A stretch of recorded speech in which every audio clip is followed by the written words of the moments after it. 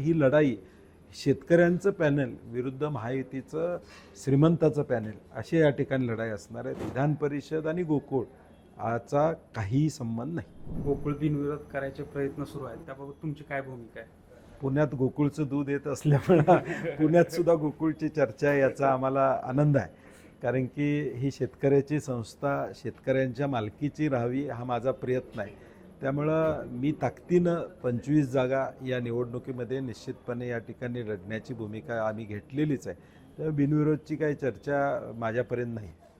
अरुण डोंगळे असतील, विश्वास पाटील असतील, हे आता तुमच्यासोबत नाही आहेत, त्यांचा फटका बसणार आहे, त्यामुळे या बिनविरोधच्या हालचाली सुरू आहेत? नाही, मला नाही वाटत. कारण की आमचं शेतकऱ्यांचं पॅनल असणार आहे.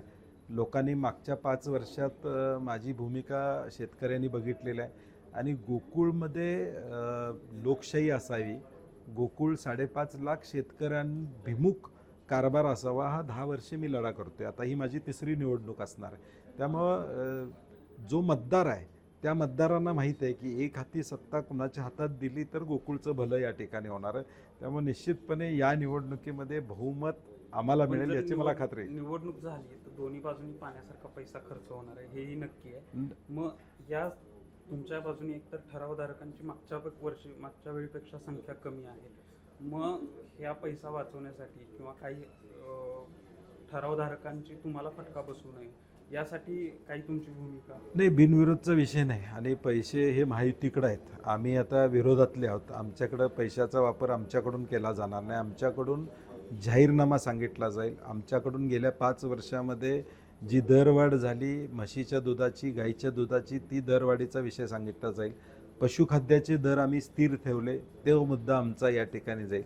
आणि मी जे सातत्यानं म्हणतोय, ज्याच्या घरात 5 म्हशी आहेत त्याला मुलगी देऊ अशा पद्धतीचं एक वातावरण या ठिकाणी केलं जाईल. त्या शेतकऱ्याला जो दूध उत्पादक आहे त्याला प्रतिष्ठा कशी देता येईल हा माझा प्रयत्न असणार आहे. ही लढाई शेतकऱ्यांचं पॅनल विरुद्ध महायुतीचं श्रीमंताचं पॅनल अशी या ठिकाणी लढाई असणार आहे. त्यामुळे पैसे आम्हाला लागणार नाहीत, त्यांना लागणार आहेत मतपरिवर्तनासाठी. आम्ही मात्र मुद्द्यांवर ही निवडणूक लढणार आहोत. तुम्ही म्हणताय निवडणूक होणार आहे, निवडणूक लढणार आहे, पण कोल्हापूरच्या राजकीय वर्तुळात अशी चर्चा सुरू आहे तुमची पुढच्या वर्षी विधान परिषदेच्या आमदारकीची मुदत संपली आहे आणि त्या बदल्यात गोकुळ बिनविरोधच्या बदल्यात काही वाटाघाटींची चर्चा सुरू आहे का?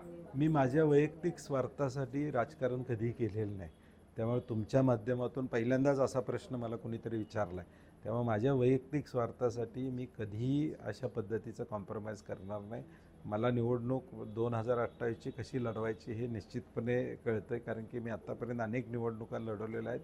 तेव्हा मला माझ्या वैयक्तिक विषय माझ्यासाठी नाही आहे. माझ्यासाठी 5.5 लाख शेतकरी महत्त्वाचे आहेत आणि म्हणून ह्या 5.5 लाख शेतकऱ्यांची संस्था ही कुणाच्या ताब्यात असली पाहिजे, एक विचाराच्या ताब्यात असली पाहिजे, ही भूमिका माझी या ठिकाणी. आणि म्हणून शेतकरीभिमुख कारभार करणं ही माझी प्रायोरिटी असणार आहे. त्यामुळं विधान परिषद आणि गोकुळ याचा काहीही संबंध नाही. निवडणूक होणार 100%? 100% होणार.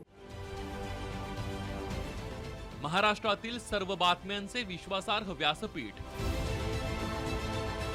सकाळच्या सर्व सोशल मीडिया प्लॅटफॉर्मला लाईक, फॉलो आणि सबस्क्राईब करा.